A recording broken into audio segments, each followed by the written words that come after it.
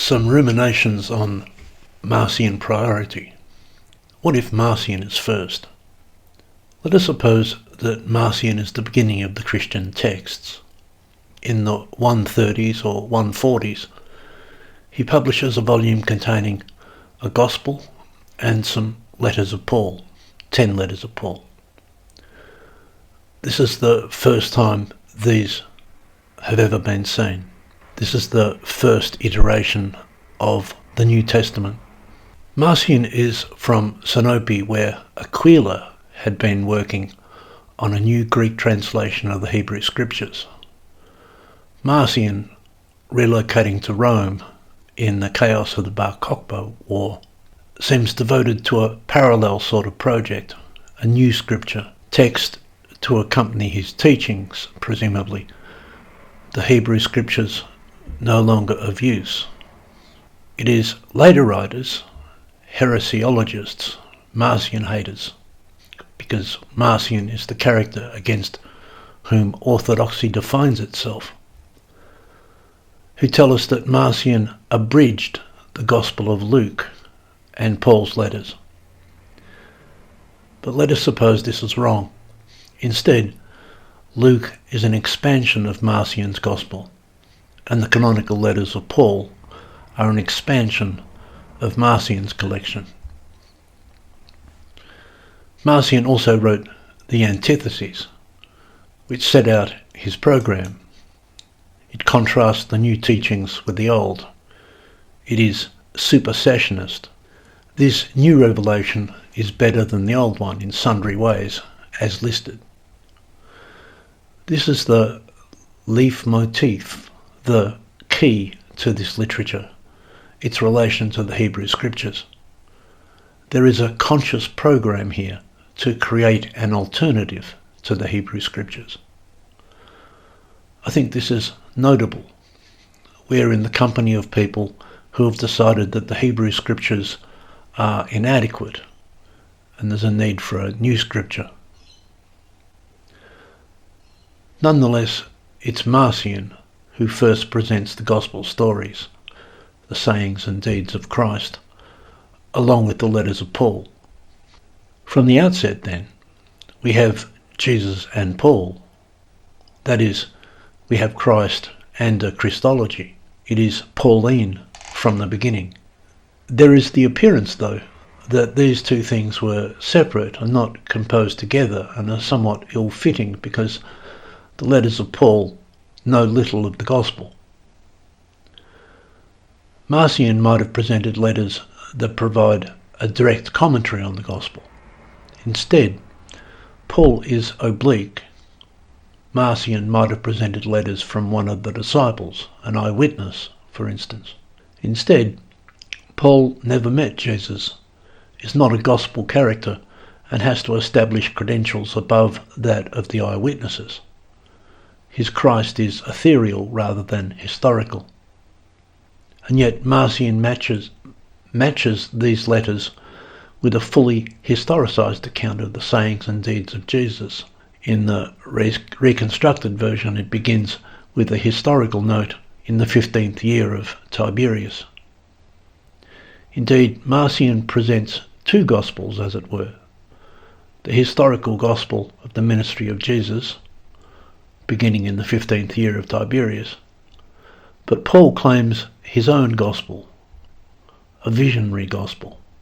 We have to ask why Christianity was constructed like this from the outset, with a Gospel and letters.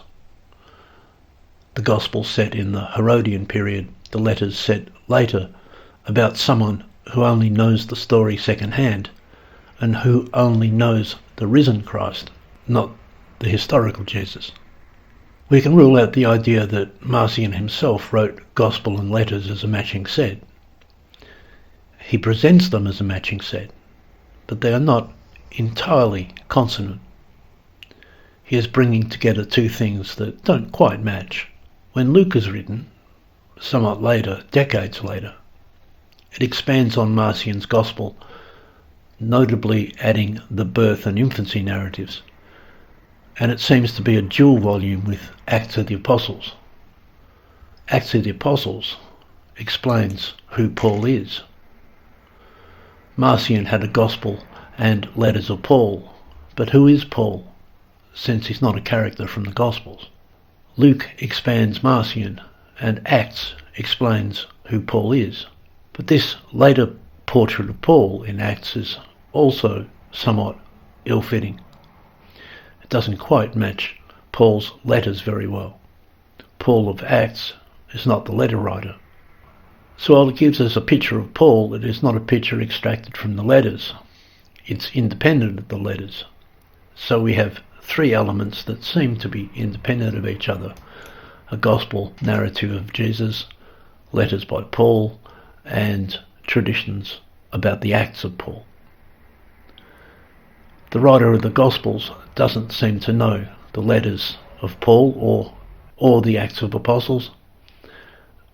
The writer of the letters of Paul doesn't seem to know the Gospel or Acts of Apostles, but the writer of the Acts of the Apostles doesn't seem to know the Gospel or letters of Paul. It might have been better to have a Gospel with letters by an apostle, an eyewitness, and then an account of the apostles' acts, all of them in harmony, all consistent and cross-referencing nicely. But that's not what's happened here. We have the semblance or the suggestion of that. The documents are brought together as if they are in harmony, but they're not, or not entirely. When Marcion wanted a body of works illuminating the Gospel, he reaches for a set of letters by Paul, which were apparently independent of or not extracted from that Gospel. Marcion is bringing an interpretation to the Gospel from outside. When Luke wanted to explain who Paul is, to give context to the letters, he reaches for a pre-existing account of Paul, not extracted from the letters. Still, the relation between Marcion and Luke seems plausible and coherent. Marcion has a Gospel and a set of Paul's letters. Luke, decades later, is writing counter to Marcion. The infancy narrative appears to be Judaizing, Jewish, Messianic, against Marcion. Luke knows independent materials not known to Marcion, the exclusive Luke stories that expand the narrative. So Luke expands Marcion's Gospel and feels the need to attach a life of Paul, or Acts of Paul, to explain Marcion's coupling of Paul to the Gospel. The Gospel comes with letters, but who is Paul anyway? That seems to be the motivation behind Luke's two-volume ensemble, again at a late date, late 2nd century, although I do suppose a long period of composition and evolution for all documents before they reach a canonical form. The Gospel of John is interesting because the prologue seems very Marcionite in intention. In this sense, it is clearly written to replace the book of Genesis. It is supersessionist. It is time for a New Testament and a new God, the Logos, much more palatable than the old tribal God of Israel. This would conform to the Marcionite project. It's a new beginning. In the beginning was the Word, not Yahweh, but a very Platonic Greek deity, the Logos. The prologue of John is counter-Genesis. The Gospel of Matthew, however, would seem to be counter-Marcionite in its orientation, namely its Judaic setting. It insists on continuity with the Old Covenant. Luke and Matthew are interesting considered together in this context. It would seem that two writers had the same idea, an expansion of Marcion's narrative, adding a nativity narrative and the double tradition, but they are either opposed or complementary and seem to be independent. Do Matthew and Luke know each other? Perhaps. But they are quite different projects, one to the Hebrews, one to the Gentiles. They would seem to go together, complementary in that respect. And it's in that respect I want to suggest that they are para-Septuagint. The Hebrew scriptures were first prepared in Hebrew and Greek for two audiences. This fact is tantalizing. Marcion is from Sinope, where Aquila was undertaking a revision of the Septuagint. If we are preparing a New Testament to supersede the Old, then like the Old it needs two versions to cater to Jews and Gentiles, hence Matthew and Luke as a pair, and perhaps they were made as a pair, the Septuagint revisited. We have two expansions of Marcion's Gospel that are curiously the same, but different. So in context, the context being the need to supersede the Hebrew Scriptures, we might count John as a new beginning, making Genesis redundant, and Matthew and Luke as imitating the Old Testament in having Hebrew and Greek audiences, just as was done with the Septuagint, noting the rumours that there was a Hebrew or Aramaic Matthew. Perhaps there was a Hebrew Matthew in the Septuagint style, a dual lingual project. The patristic tradition of Matthean priority is very strong and must signal something. Matthew would seem to be an official response to Marcion. This is a literature that is trying to start anew from the Old Testament. There is one project here, to create a new scripture, an authoritative religious text, superseding the Old. The Gospel of John sets out to replace the Hebrew Scriptures beginning at Genesis. Matthew and Luke are like the Septuagint project, since the new scripture must be like the Old Scripture in Hebrew and Greek. Marcion commits the first act of supersession, but John, Matthew and Luke are supersessionist in their own way. These are supersessionist texts. It is a project to supersede the Hebrew Scriptures and present a new revelation.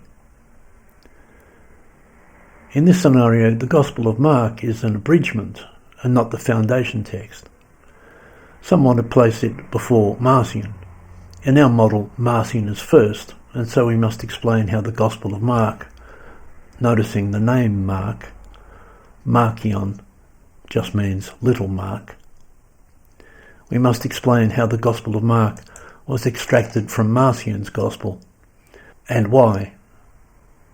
We can explain Matthew and Luke, perhaps. It is much harder to explain Mark, but Mark is always difficult. Mark is apocalyptic. That is the difference. The text appears cruder than Marcion's, and for that reason earlier, but we can explain this by saying it's a work of apocalyptic with a different vocabulary, whereas Marcion's not. And this is worth noting. Despite the proximity to the Bar Kokhba revolt, there is no or little apocalyptic atmosphere in Marcion's Gospel as it's been reconstructed. But there is in Mark, clearly in the aftermath of the revolt. It said that Marcion was old when he went to Rome, so his Gospel and letters may have consolidated over 20 or more years. They may have formed before the revolt, but were published after, and so don't reflect the revolt, whereas the subsequent Gospels, like Mark, do. Mark is Marcion with apocalyptic, no infancy narrative, but a revision post-Bar Kokhba, perhaps accompanying the expansion and revision of Paul's letters, since Mark's Gospel seems to depend upon the letters. What to make of the mutilated ending of Mark in this context? Again, it's tempting to think the names Mark and Marcion are perhaps not unconnected if we place the Gospel of Mark post-Marcion.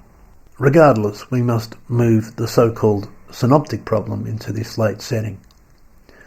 What is the relation of the Gospel text if we take it that Marcion was first? If we place it in a post-Bar Kokhba context, in a conscious project to install a new revelation superseding the old one, a project begun by Marcion. If Marcion sets the ball rolling, what scenario emerges that might explain what we ended up with from what we started with? The antithesis gives us the polar forces that shape the process, with Gospels of Matthew and Luke looking as though they represent the two poles, one Hebraic and the other Gentile. They look like an official response to Marcion by his by his opponents, who of course prevailed in the end. All our texts are shaped by this tension, as I see it. We can understand the formation of the New Testament canon in terms of this tension, as it is first announced in Marcion, taking it that Marcion makes the decisive move and everything else is a reaction.